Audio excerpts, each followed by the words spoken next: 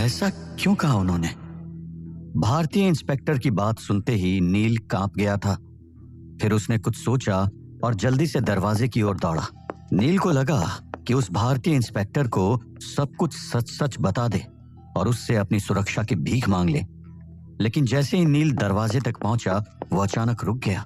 अगर उन्होंने मुझसे इतनी डरावनी बात की तो फिर मुझे एक अहम गवाह या कड़ी समझकर सुरक्षा देने की बात क्यों नहीं की? क्या ये लापरवाही नहीं है, या फिर वो मुझे सिर्फ परख रहे थे?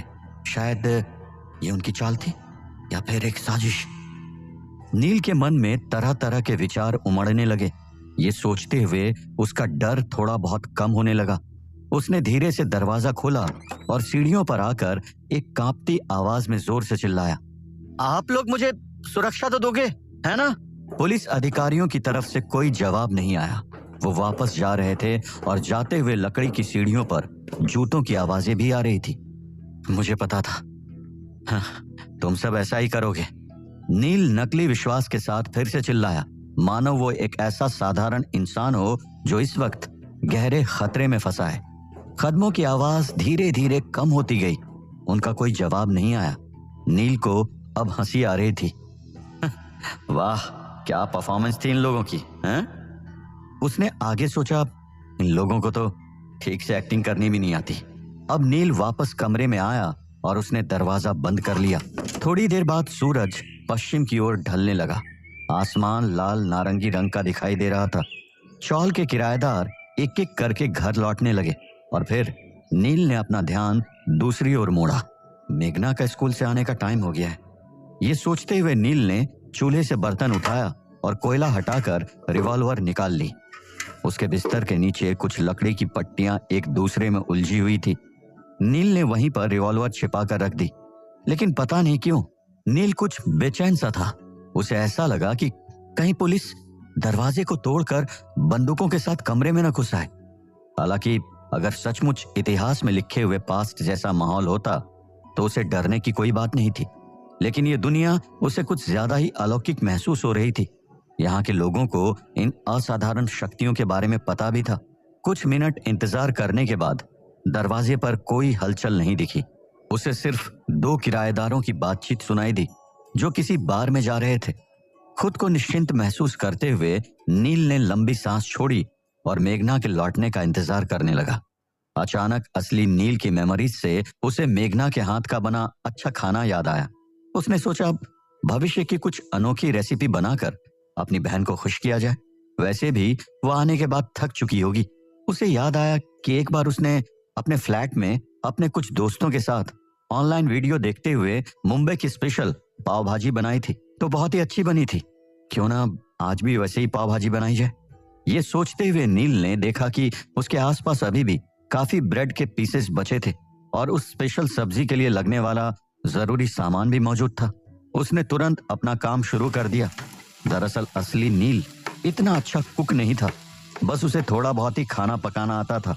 इसलिए अच्छा खाना पकाने का जिम्मा मेघना के सिर पर ही था। लेकिन कुछ दिनों से पढ़ाई के चलते वो ज्यादा समय नहीं दे पा रही थी। जब मेघना वापस आएगी तब तक ये मुंबई स्पेशल पाव भाजी बनकर तैयार हो जाएगी। उसे असली खाना क्या होता है ये दिखाने का समय आ गया है, नील ने खुद से कहा। फिर उसने आगे की तैयारी शुरू की और किचन के कुछ मसाले भी ढूंढकर बाहर निकाले। देखते ही देखते सब्जी पकने लगी। उसने ढक्कन बंद किया, आंच धीमी की और अपनी बहन के घर लौटने का इंतजार करते हुए खुशी से एक लंबी सांस ली। जैसे जैसे सेकंड्स मिनट्स में बदलते गए, कमरे में खुशबू और भी गहरी होती गई। अब नील के मुंह में पानी आ गया था। वो बार बार पॉकेट वॉच पर टाइम देख रहा था। आखिरकार मेघना आ गई। अंदर आते ही उसने कहा, यहाँ इतनी अच्छी खुशबू कैसे आ रही है? बैग नीचे रखते हुए मेघना ने सीधे चूल्हे की तरफ देखा। ये आपने बनाया? मेघना ने हाथ से इशारा करते हुए नील से पूछा। उसका हाथ हवा में ही ठहर गया था और वो आश्चर्य से नील को देख रही थी। हाँ, सोचा कि आज तुम्हारे लिए कुछ अच्छा बनाया जाए। नील ने मुस्कुराते हुए जवाब दिया और खुद से कहा, चिंता मत करो, ये मुंबई की सबसे फेमस डिश है। हाँ, बस फ्यूचर से आई हुई रेसिपी है, तुम्हें तो जरूर पसंद आएगी। ऐसा कुछ तो आपने पहली बार बनाया है, मेघना ने कुछ सोचते हुए कहा। लेकिन उस खुशबू ने उसका मन हल्का कर दिया था, इसलिए उसने और ज्यादा सवाल नहीं पूछे। अरे तुम्हें क्या लगा कि मुझ में खाना बनाने का कोई टैलेंट नहीं है? नील ने मजाक में कहा। ऐसा नहीं है, मेघना ने हंसते हुए जवाब दिया। तुम हाथ मुंह धोकर आओ और इसे टेस्ट करो, ये मुंबई के शेफ की स्पेशल डिश है। नील ने जोश में आते हुए कहा। क्या कहा आपने? मुंबई? ये क्या है? मेघना ने चौंकते हुए पूछा। नील उसका सवाल सुनते ही जोर से हंसने लगा और फिर उसने कहा, सॉरी, वो बॉम्बे बोल रहा था। तुम अब ये सवाल करना छोड़ो और जल्दी से फ्रेश होकर आ जाओ। नील ने कहा। मेघना तौलिया लेकर कमरे से बाहर गई और बाथरूम की ओर चलते हुए सोचने लगी, कल से देख रही हूँ भैया कुछ बदले बदले से लग रहे हैं। आजकल नए नए शब्द बोलते हैं, अंग्रेजी शब्द भी ज्यादा इस्तेमाल करने लगे हैं। पता नहीं, शायद इंटरव्यू की तैयारी कुछ ज्यादा ही जोरों शोरों से चल रही है। जब मेघना हाथ मुंह धोकर वापस आई तब तक नील ने सब कुछ अच्छी तरह से टेबल पर सजा कर रख दिया था। मेघना वो खूबसूरत अरेंजमेंट देखकर चौंक गई। मेघना आराम से बैठ गई और उसने जब पहला निवाला खाया तो उसके होश उड़ गए। उसने अपनी पूरी जिंदगी में इतनी स्वादिष्ट चीज नहीं खाई थी। उसके लिए ये एक नया स्वाद था। वो रुक ही नहीं पाई और खाती ही चली गई जब तक उसने महसूस किया वो बहुत ज्यादा खा चुकी थी। उसने कहा, भैया मैंने कितनी स्वार्थी हूं मैं, आपके लिए ज्यादा बचा ही नहीं। मेघना ने हकलाते हुए कहा। तुम्हें इस तरह खाते हुए देखकर ही मेरा पेट भर गया। नील ने उसे कहा, ये जो भी है ना बहुत अच्छा है भैया, आज मैंने मान लिया आप सचमुच बहुत अच्छे रसोइया हो। मेघना ने हंसते हुए कहा। नील ने मुस्कुराते हुए कहा, रसोइया नहीं, शेफ। फिर दोनों एक साथ हंस पड़े और मन लगाकर पूरा खाना खत्म कर दिया। इसके बाद मेघना ने सब सामान ठीक से लगाना शुरू किया। उसने मसालों का डिब्बा और कुछ और सामान की जांच करने के लिए अलमारी खोली। क्या आपने इसका भी इस्तेमाल किया? मेघना ने आश्चर्य से लाल मिर्च की बोतल और घी का डिब्बा पकड़ते हुए नील की ओर देखा। नील ने कंधे उचकाकर हंसते हुए कहा, हाँ बस थोड़ा सा, खाना स्वादिष्ट बनाने के लिए उतना तो करना ही पड़ता है ना। मेघना का चेहरा कुछ पलों के लिए बदल सा गया। उसे वापस उनकी गरीबी का ख्याल सताने लगा और फिर उसने कहा, भैया ये सब मैंने किसी खास दिन के लिए रखे थे, आगे से खाना मैं ही बनाऊंगी। इस समय आपको बस अपने इंटरव्यू की तैयारी पर ध्यान देना चाहिए और अपनी नौकरी के बारे में सोचना चाहिए। बाकी सारे काम मैं संभाल लूंगी। इतनी अद्भुत घटना हो रही है मेरे साथ, मैं क्या तैयारी करूं? नील ने मन में कहा। लेकिन अब दिखावे के लिए नील ने कुछ किताबें खोलकर पढ़ाई करने का नाटक शुरू किया। बाद में मेघना भी अपने स्कूल के असाइनमेंट पर काम करने लगी। अब रात के लगभग 11 बजने को थे। कुछ देर बाद दोनों अपने कमरे में सोने चले गए। दरवाजे पर जोर से हुई दस्तक ने नील को उसके सपनों से जगा दिया। उसने खिड़की से बाहर झांक कर देखा तो पता चला कि सुबह का पहला उजाला दिखाई दे रहा है। हड़बड़ाते हुए वो उठकर बैठ गया। कौन है? इतनी जल्दी सवेरा भी हो गया, आज मेघना ने मुझे जगाया क्यों नहीं? नील अलसाते हुए सोचने लगा। मैं हूं धर्म सचदेव। दरवाजे के बाहर गहरी आवाज में एक आदमी ने जवाब दिया। धर्म सचदेव? ये कौन है? इसे तो मैं नहीं जानता। नील अपने बिस्तर से उतरा और सिर हिलाते हुए दरवाजे की तरफ बढ़ गया। उसने दरवाजा खोला और देखा कि सामने वही भारतीय मूल का पुलिस इंस्पेक्टर खड़ा था जिससे वो एक दिन पहले मिला था। चिंतित होकर नील ने पूछा, आप यहाँ क्या हुआ इंस्पेक्टर? इंस्पेक्टर ने सख्त चेहरे के साथ जवाब दिया, हमने एक गाड़ी वाले को ढूंढ लिया है। उसने गवाही दी कि तुम 27 तारीख को विलास गुप्ता के घर गए थे। ये वही दिन है जब विलास और नैना की मौत हुई थी। इसके अलावा उसने हमें यह भी बताया कि विलास ने ही तुम्हारे आने जाने के लिए उस गाड़ी वाले को पैसे दिए थे। नील चौंक गया, लेकिन उसे यह सुनकर कोई डर या उसने कोई जुर्म किया है ऐसा महसूस नहीं हुआ, जो किसी का झूठ सामने आने पर अक्सर होता है, क्योंकि वो सचमुच कोई झूठ बोल ही नहीं रहा था। उसने सोचा, इन लोगों को मैंने 26 जून के बारे में तो बता दिया था, लेकिन 27 जून को असली वाला नील वापस विलास के घर गया होगा और फिर रात को वापस लौटकर उसने ठीक उसी तरह आत्महत्या की जैसे विलास और नैना ने की थी। नील ने एक मजबूरी वाली हंसी दिखाते हुए कहा, जी ये भी कोई सबूत है? आप ही बताइए, क्या ये सीधे तौर पर साबित करता है कि मेरा विलास और नैना की मौत से कोई संबंध है? सच कहूं तो मुझे खुद इस घटना के बारे में जानना है। मैं जानना चाहता हूं कि मेरे उन दो बेचारे दोस्तों के साथ क्या हुआ था, जबकि उन्होंने किसी का कुछ नहीं बिगाड़ा था। लेकिन जैसा मैंने आपको कल भी बताया था, मेरी याददाश्त कुछ दिनों से कमजोर हो गई है। मुझे चीजें ठीक से याद नहीं रहती। सिर में हमेशा थोड़ा बहुत दर्द भी रहता है। दरअसल मैंने जो 27 तारीख को किया था वो मैं लगभग पूरी तरह से भूल चुका हूँ। आप शायद विश्वास नहीं करोगे, लेकिन मैंने जो डायरी लिखी थी उसी के आधार पर मैंने कुछ अनुमान लगा लिए थे कि शायद मैं उस दिन विलास से मिलकर आया था।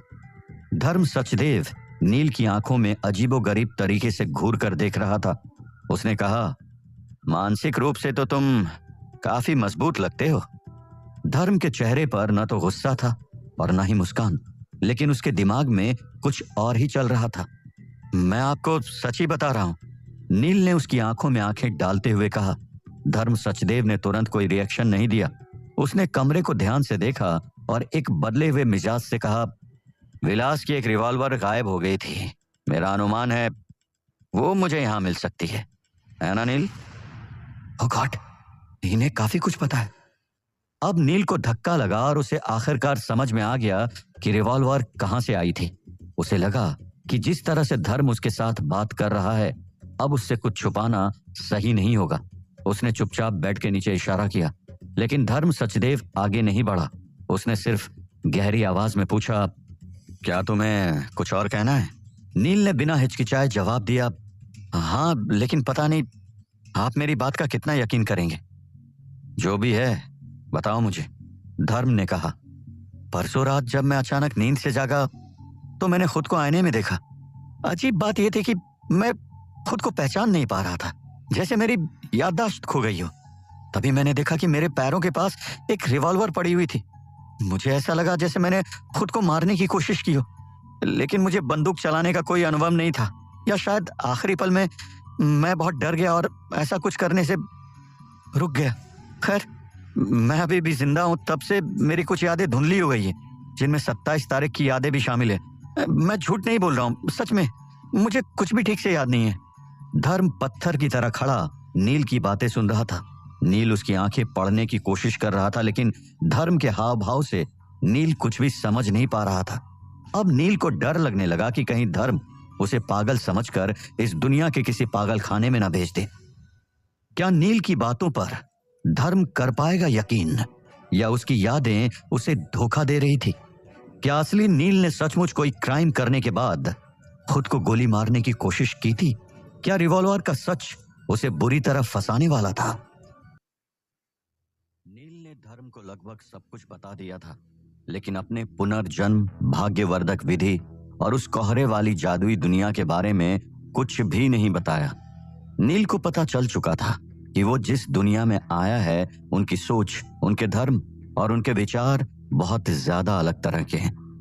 ऊपर से वहां कई अदृश्य और रहस्यमय शक्तियां मौजूद थी, जिस कारण उसने उस मामले में चुप रहना ही सही समझा। नील की सारी बातें चुपचाप सुनकर धर्म ने चुप्पी तोड़ी और कहा, ऐसा ही कुछ होगा, इसका अनुमान तो मैंने लगा लिया था, क्योंकि पहले भी ऐसी घटना हो चुकी है। लेकिन पता नहीं तुम कैसे बच गए। नील ने थोड़ी राहत की सांस ली और कहा, सुनकर खुशी हुई कि आपने मुझ पर विश्वास किया। मुझे भी नहीं पता कि मैं कैसे बच गया। लेकिन धर्म ने उसे रोकते हुए कहा, मेरे विश्वास करने का कोई फायदा नहीं है। दरअसल इस केस में तुम अभी एक प्राइम सस्पेक्ट हो। अभी स्पेशलिस्ट सुनिश्चित करेगा कि तुम सच में भूल गए हो कि तुमने क्या अनुभव किया था, और तुम्हारा विलास और नैना की मौत से कोई लेना देना है या नहीं। धर्म का चेहरा गंभीर हो गया था और उसने आगे कहा, नील, जांच के लिए तुम्हें मेरे साथ अभी इसी वक्त पुलिस स्टेशन चलना पड़ेगा। अभी इसी वक्त? क्या वो स्पेशलिस्ट यहाँ है? नील उलझन में था। हाँ, वो उम्मीद से पहले आ गई। अब चलें? धर्म ने नील को बाहर चलने का इशारा किया। ठीक है, फिर मुझे एक नोट छोड़ने दीजिए, नील ने अनुरोध किया। विपिंदा अभी तक नहीं आए थे और मेघना स्कूल जा चुकी थी। वो केवल एक नोट छोड़ सकता था ताकि वो नील की चिंता न करे। धर्म ने सिर हिलाया। ठीक है। नील डेस्क की ओर वापस आया। कागज ढूंढते हुए वो आगे जो होने वाला था उसके बारे में सोचने लगा। नील किसी स्पेशलिस्ट से मिलना नहीं चाहता था। आखिरकार उसके पास एक सबसे बड़ा रहस्य जो था। अचानक उसे पहले वाले नील के इतिहास संबंधी नोट्स में लिखा हुआ कुछ याद आया। उसने पढ़ा था कि सम्राट रामकृष्ण देव भी उसकी तरह भविष्य से भूतकाल में पुनर्जन्म लेकर आए थे। और जैसे ही लोगों को ये बात पता चली, उन्होंने अपने ही सम्राट की हत्या कर दी थी। पहले इसे पढ़ते समय नील को यह सिर्फ एक मिथक कहानी लगी थी, लेकिन अब उसे शक होने लगा कि कहीं उसका भी वैसा ही अंजाम न हो। ओह, अब नील के पसीने छूटने लगे, लेकिन उसके पास कोई और रास्ता नहीं था। नील ने अपनी कीज उठाई और धर्म के साथ कमरे से बाहर निकल गया। नील धर्म के साथ चलते हुए लकड़ी की सीढ़ियों से नीचे जा रहा था। नील ने देखा कि चौल के बाहर एक घोड़ा गाड़ी खड़ी थी, जहां 2 हवलदार पहले से खड़े थे। गाड़ी के किनारे पर क्रॉस की हुई 2 तलवारें और एक मुकुट वाला पुलिस का प्रतीक था। उनके आसपास का माहौल सामान्य रूप से थोड़ी सी भीड़ भाड़ और शोर शराबे से भरा हुआ था। जाओ, बैठो गाड़ी में। धर्म ने नील को अंदर जाने का इशारा किया। नील अपने कदम बढ़ाने ही वाला था कि तभी 2 शराबी वहां एक दूसरे को मारने लग गए और सभी उन दोनों की तरफ देखने लगे। नील ने सोचा, यही मौका है भागने का, नहीं तो वो स्पेशलिस्ट पता नहीं मुझसे क्या उगलवा लेगी, और क्या पता ये लोग मुझे ही मार डाले। नील ने मौके का फायदा उठाते हुए दौड़ लगाई। वो तेजी से सड़क के दूसरे छोर की ओर भाग गया और काफी दूर तक भागता रहा, जबकि पुलिस उसका पीछा कर ही रही थी। अचानक नील को एक दूसरी घोड़ा गाड़ी दिखी और वो उसमें बैठ गया। उसने सब कुछ साफ साफ सोच लिया था कि एक बार गाड़ी एक उचित दूरी पर पहुंच जाए, उसके बाद वो उतर जाएगा। उसने उस गाड़ी चालक से कहा, जल्दी यहां से निकालो, गाड़ी शहर के बाहर ले चलो। ठीक है। गाड़ी चालक ने घोड़े को फटकारते हुए तेजी से दौड़ाया। काफी दूर तक पहुंचने के बाद उसने सोचा कि ये एक अच्छा मौका है उतरने का। नील गाड़ी रोककर उतरने ही वाला था, तभी उसने देखा कि गाड़ी किसी और ही सड़क पर मुड़ गई थी, जो शायद शहर के अंदर वापस जा रही थी। अरे तुम मुझे कहाँ ले जा रहे हो? नील ने बेबस होते हुए पूछा। विलास के घर, गाड़ी चालक ने अजीबोगरीब आवाज में जवाब दिया। क्या? जब गाड़ी चालक ने पलट कर देखा और उसकी भूरी आंखें सामने आई, नील के होश उड़ गए थे। वो कोई और नहीं बल्कि धर्म सचदेव था, वही इंस्पेक्टर जिसे वो कोसों दूर छोड़कर भाग गया था। आप? नील चकरा गया था। उसकी समझ में नहीं आया कि ये कैसे हो गया। अचानक सब कुछ धुंधला सा होने लगा। वो रास्ता, वो गाड़ी, यहाँ तक कि वो इंस्पेक्टर, सब कुछ धीरे धीरे गायब हो गया और थरथराते हुए नील उठकर बैठ गया। नील ने अपनी आंखें खोली। वो अभी भी अपने कमरे में ही था। उसने आसपास देखा। लाल चांद की हल्की सी रोशनी अभी भी कमरे में फैली हुई थी। मतलब वो एक सपना था। नील ने एक लंबी सांस ली और खुद से कहा, सब ठीक है, सब ठीक है, ऑल इज वेल। नील ने अपने माथे को छूकर महसूस किया कि उसे काफी पसीना आ रहा है। एक बात उसे अजीब लग रही थी कि वो सपना एकदम हकीकत जैसा ही था। उसने थोड़ा पानी पिया और खुद को शांत किया। शांत होने के बाद नील ने अपनी पॉकेट वॉच देखी। रात के 2 बजे थे। नील चुपचाप बिस्तर से बाहर निकला। उसे बाथरूम जाना था। उसने सोचा, जाकर अपना चेहरा धो लेता हूं, क्योंकि उसकी नींद उड़ चुकी थी। नील ने दरवाजा खोला और चौल के उस अंधेरे गलियारे में चलने लगा। मंद चांदनी में वो हल्के कदमों से बाथरूम की ओर बढ़ रहा था। अचानक उस गलियारे के आखिरी में खिड़की के बाहर एक परछाई दिखी। वो छिपी हुई परछाई लंबे कोट में थी। वो परछाई धीरे धीरे मुड़ने लगी। नील ने गौर से देखा। क्या ये वही है, वो इंस्पेक्टर धर्म सचदेव? नील ने एक कदम पीछे ले लिया। एक पल के लिए तो वो ये तय ही नहीं कर पा रहा था कि वो जाग रहा है या अभी भी उसी सपने के अंदर है।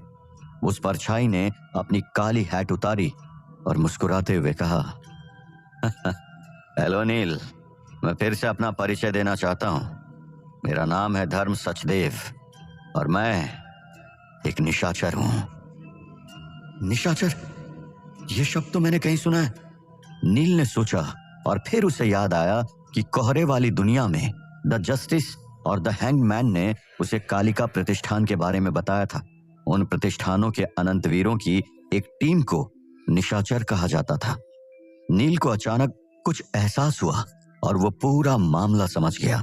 उसने जोर से चिल्लाते हुए धर्म से पूछा, क्या तुम सपनों को कंट्रोल कर सकते हो? वो सपना तुमने ही मुझे दिखाया था ना?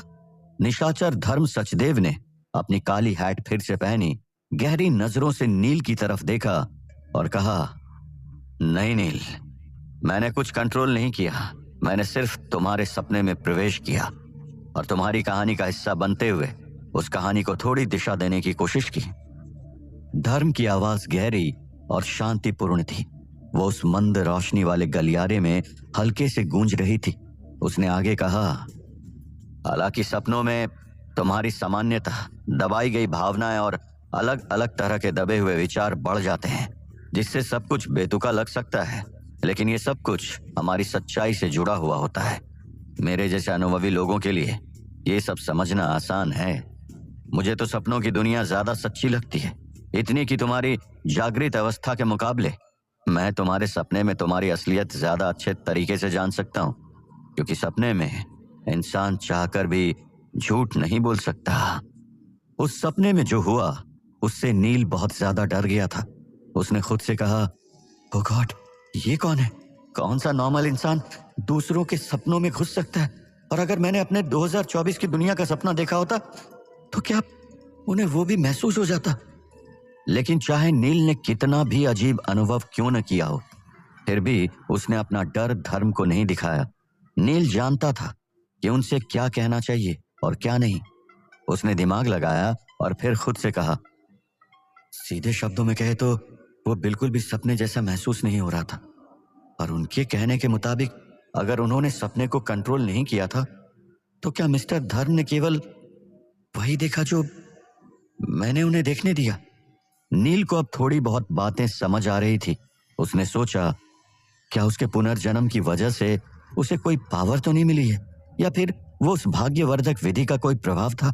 नील ने अपने विचारों को संभालते हुए उनसे सवाल पूछा, तो मिस्टर धर्म, आपको तो अब यकीन हो गया ना कि मेरी याददाश्त सचमुच कमजोर हो चुकी है? धर्म ने सीधे जवाब नहीं दिया। उसने नील की तरफ आश्चर्यचकित होते हुए ध्यान से देखा और फिर कहा, क्या तुम्हें इस अद्भुत घटना से हैरानी नहीं हुई? नील ने बस ना में सिर हिलाया और फिर धर्म ने आगे बताया, मैं ऐसे कई लोगों से मिला हूं जो अनंत वीरों की शक्तियों में विश्वास भी नहीं करते। अनंत वीरों को मानने के बजाय वो इस बात को ज्यादा मानना पसंद करते हैं कि वो किसी सपने में ही हैं। नील ने उनकी बात का हंसते हुए जवाब दिया, इस अद्भुत घटना पर मुझे कोई हैरानी नहीं हुई, क्योंकि शायद मैं हमेशा से यही प्रार्थना और उम्मीद करता रहा हूं कि कोई अदृश्य शक्ति मेरी मदद करे। धर्म ने सिर हिलाते हुए कहा, अच्छे विचार हैं तुम्हारे नील। शायद तुम केवल इसलिए जिंदा नहीं हो क्योंकि तुम लकी हो, बल्कि तुम्हारी सोच भी पॉजिटिव है। अब मैं ये यकीन से कह सकता हूं कि तुम वाकई में अपनी यादों का कुछ हिस्सा खो चुके हो, खासकर 27 जून की यादें। नील ने राहत की लंबी सांस ली और पूछा, तो क्या मैं अब वापस जा सकता हूं? धर्म ने अपनी जेब में हाथ डाला और नील की ओर धीरे धीरे बढ़ते हुए कहा, नहीं, तुम्हें अभी भी मेरे साथ चलकर स्पेशलिस्ट से मिलना होगा। आप क्यों? नील परेशान हो चुका था। उसने पूछा, क्या आपको मेरे सपने से मिली जानकारी पर अभी भी विश्वास नहीं है? धर्म चुपचाप खड़ा था। फिर नील के मन में ख्याल आने लगे, अब ये क्या बात हुई? अगर वो स्पेशलिस्ट हिप्नोसिस या साइकोलॉजी में माहिर निकली तो मेरा सबसे बड़ा राज खुल जाएगा और इसका परिणाम शायद मेरी कल्पनाओं से भी कहीं ज्यादा बुरा हो सकता है। फिर धर्म ने शांति से जवाब दिया, हालांकि महत्वपूर्ण मुद्दों की फिर से पुष्टि करने में कोई हर्ज नहीं है, और क्या पता हमारी स्पेशलिस्ट शायद तुम्हारी कुछ यादें वापस लाने में मदद कर दे। धर्म की आवाज और गहरी हो गई थी। उसने आगे कहा, आखिरकार तुम उस सतयुग की खोई हुई किताब से जो जुड़े हुए हो, तुम्हें तो आना ही पड़ेगा। क्या? नील ने चौंक कर कहा। फिर नई जानकारी देते हुए धर्म ने कहा, जिस कमरे में आत्महत्या हुई थी वहां उस किताब का कोई नामो निशान नहीं था। विलास और नैना दोनों मर चुके हैं। अब सिर्फ तुम ही बचे हो जो उस किताब को ढूंढने में हमारी मदद कर सकते हो। नील ने आश्चर्यचकित होते हुए सोचा, सतयुग की वो किताब गुम हो गई? अब ये तो सचमुच अजीब बात है। धर्म ने हल्के से सिर हिलाया। नील के पास से गुजरते हुए उसने कहा, अब मेरे साथ विलास के घर चलो, स्पेशलिस्ट हमारा वहीं पर इंतजार कर रही है। नील ने चुपचाप एक गहरी सांस ली। उसका दिल जोर जोर से धड़क रहा था और उसे बेचैनी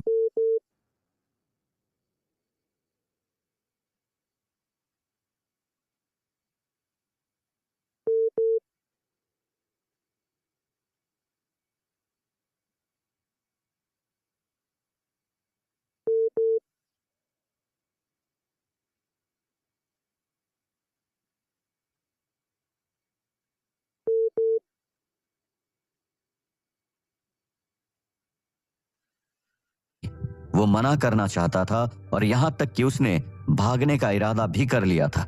हालांकि उसे यह विश्वास था कि जो कुछ भी उसके सपने में हुआ, धर्म ने निश्चित ही अपनी सतर्कता बढ़ा दी होगी।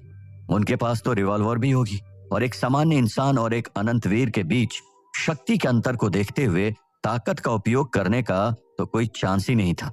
ऐसे कई विचार नील के दिमाग में तेजी से दौड़े और आखिरकार नील ने वास्तविकता को स्वीकार करने का निर्णय लिया।